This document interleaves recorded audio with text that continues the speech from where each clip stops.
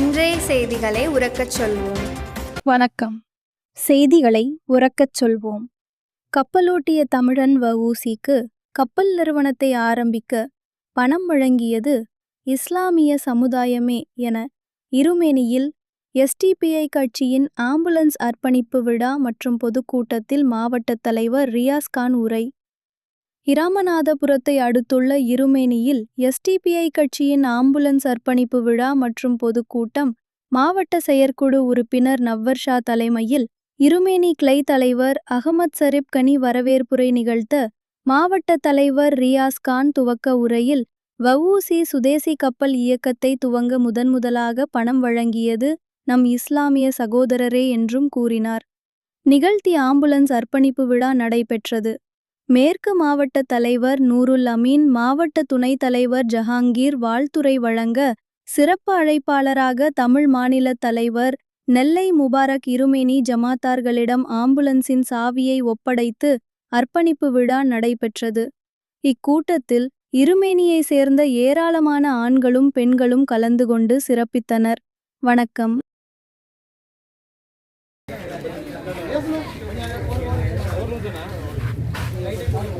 Start பண்ணுங்க. Light எரியுது. Silent மட்டும் போட்டு விடுங்க.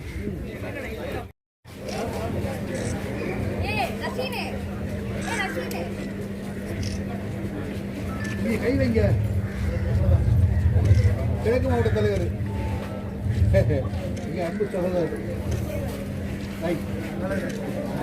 சிறப்பு விருந்தினராக கலந்து கொண்டு நம் அனைவருடைய காதுக்கும் இனிமையாக சிறப்புரை ஆற்றுவதற்காக வருகை தந்திருக்கக்கூடிய மாநில தலைவர் இளைஞர்களின் எழுச்சி நாயகன் நெல்லை முபாரக் அவர்களையும், ஆரம்பமாக வரவேற்புரை நிகழ்த்தி அமர்ந்திருக்கக்கூடிய அகமதுடனைய இங்க இருக்கக்கூடிய அத்தனை நிர்வாகிகளுக்கு போன் அடிக்கிறாங்க. இந்த ஆம்புலன்ஸுக்கு காசு எப்படி வந்துச்சு, எங்க இருந்து வசூல் பண்ணீங்க, அதோட நிர்வாகிகளோட நிப்பாட்டல, ஜமாத்தார்களுக்கு போன் அடிக்கிறது. ஊர்ல யார் யார் நம்பர்லாம் வச்சிருக்காங்களோ எல்லாருக்கும் போன் அடிச்சு இந்த ஆம்புலன்ஸ் எப்படி வாங்கினீங்க. ஏன் ஆம்புலன்ஸுங்கிறது ஒரு பெரிய விஷயமா எங்களுக்கு, இந்த சமூகத்துக்கு அது ஒரு பெரிய விஷயமே இல்லை. நம்ம முதல்ல கோடியா கொட்டி கொடுத்தது இந்த முஸ்லீம் சமுதாயம். இந்தியாவுடைய சுதந்திரத்துல நீங்க போய் கேள்விப்பட்டிருப்பீங்க, கப்பலோட்டிய தமிழர் வ.உ.சி.யுடைய வரலாறு படிச்சிருப்பீங்க. அந்த வ.உ.சி. சுதேசி கப்பலை நம்ம என்ன பண்ணணும், ஒரு கப்பல் நிறுவனத்தை நிறுவனம் அப்படின்னு சொல்லிட்டு என்ன பண்றாரு, நிறுவிறாரு.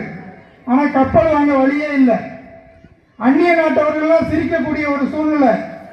இந்த சூழ்நிலையில 10 லட்சத்தை முதல்ல கொடுத்தது ஒரு முஸ்லீம்.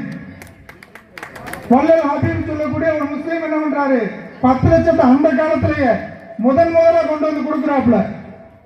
அதுக்கடுத்து என்ன பண்றாங்க, வரிசையாக முஸ்லீம்கள் லட்சமா கொண்டு வந்து கொடுக்குறாங்க. அப்ப இந்த சேனல் உங்களுக்கு பிடிச்சிருந்தா லைக் பண்ணுங்க, ஷேர் பண்ணுங்க, கமெண்ட் பண்ணுங்க. மறக்காம இந்த சேனலுக்கு சப்ஸ்கிரைப் பண்ணுங்க.